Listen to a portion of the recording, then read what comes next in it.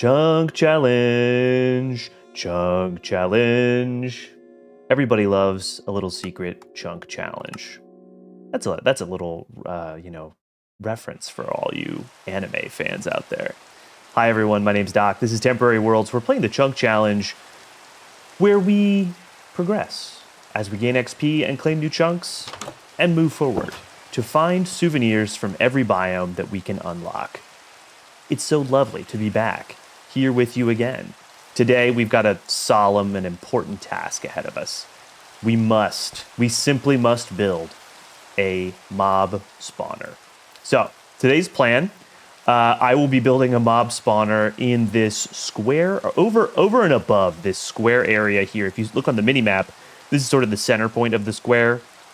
This is going to just give us the best ability to have freedom in how we build the thing, make sure we stay within our unlocked chunks. And yeah, we're going to be building it very high in the sky. Oh, I realize we can finally get rid of this tree. Oh, we cannot. No, we still don't quite yet have that yet. We'll have to unlock that soon. But yeah, today is going to be all about building that all-important mob spawner. We just got to have it if we want to be able to achieve our goals. So today is going to be a lot of construction and building. I'm going to be grabbing some of those resources a little bit off camera. But yeah, it's going to be great. I'm going to be checking back in as I make progress and showing you how things come along.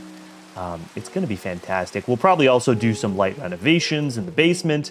We might even get an axolotl or two. Who knows? There's always the fun surprises along the way as we work towards our goals. But yeah, that's the plan for today. I'm going to go ahead and get started, and I'll be back soon when I've got some fun updates, so see you soon. Ladies and gentlemen, I have a surprising update, and honestly, it's a bit of a problem, but it's not too bad of a problem. It's an interesting problem.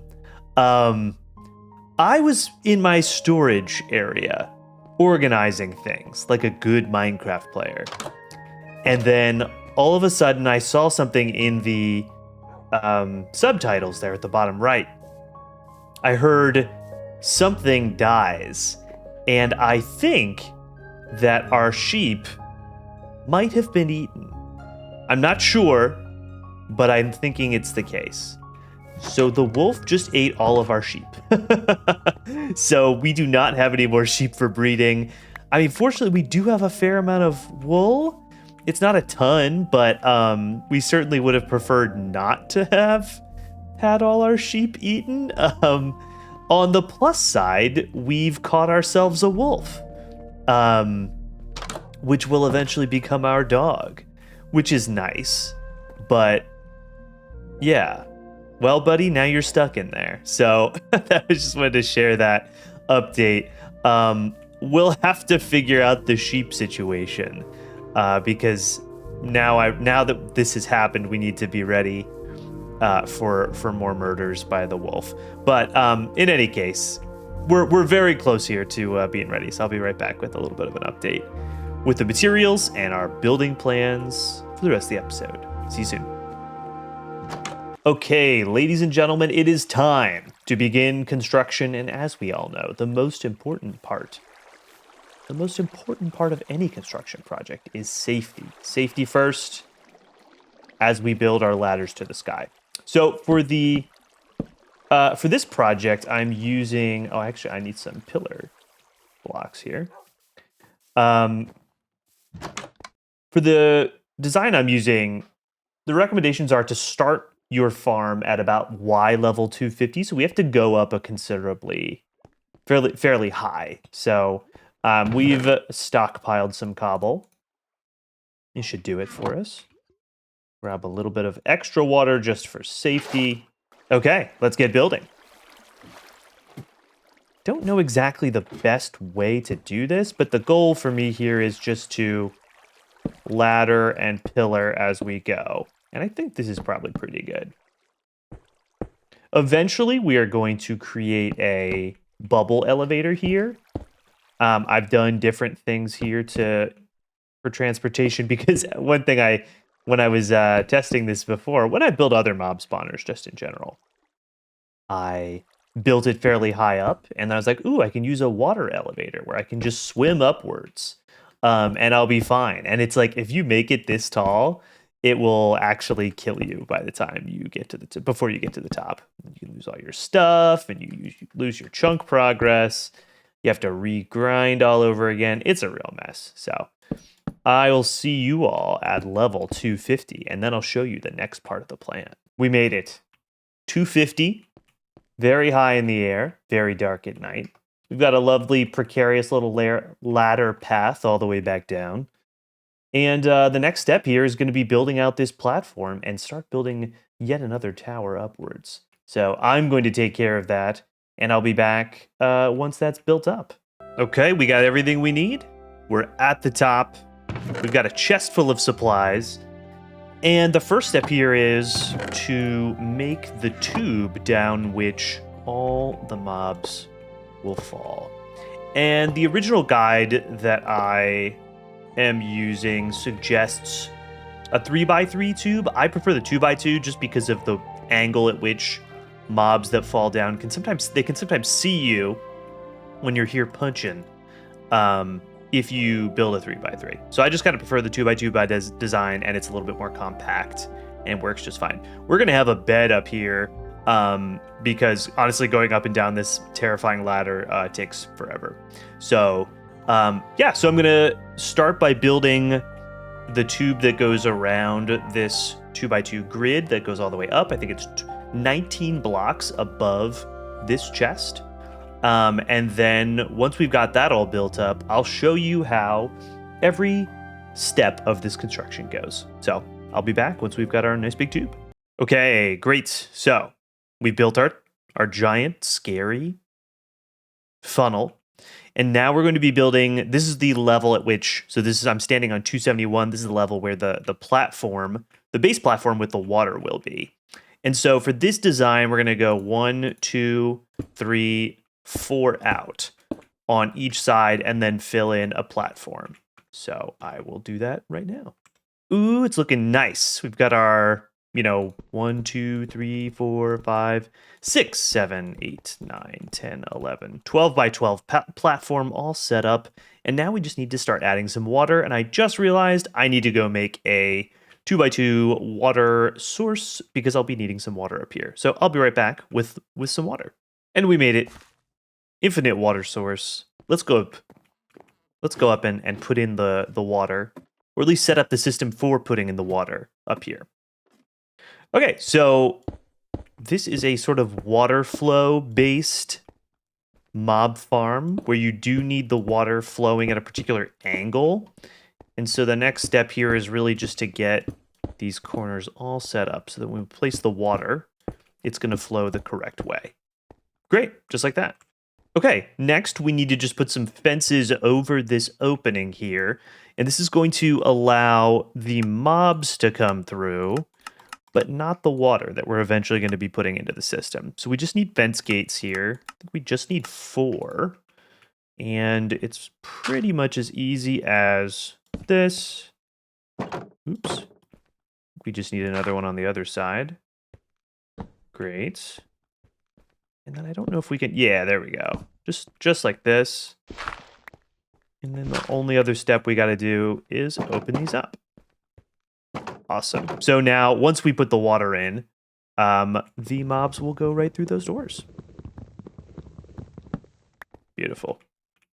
Yep, and we can see that we can move through this. Here, we'll do on the ladder side. So, all set. Okay, oh, it just started snowing. The next step here for our beautiful oh, actually we need to grab some blocks. And the snow just started, meaning we're definitely going to need some fence posts for our water sources, because up this high, things can get a little snowy, and that can freeze water, which is not really what we want. I'm going to try and bring as much of this stone and wood with me as possible, because now it's getting for real. We're just going to use the entire platform that we've laid out now as... we want to leave this space open. Oh my god, this is going to be such a mess. We'll put some torches here to maybe prevent a little bit of snow, but it's going to be a little snowy for now.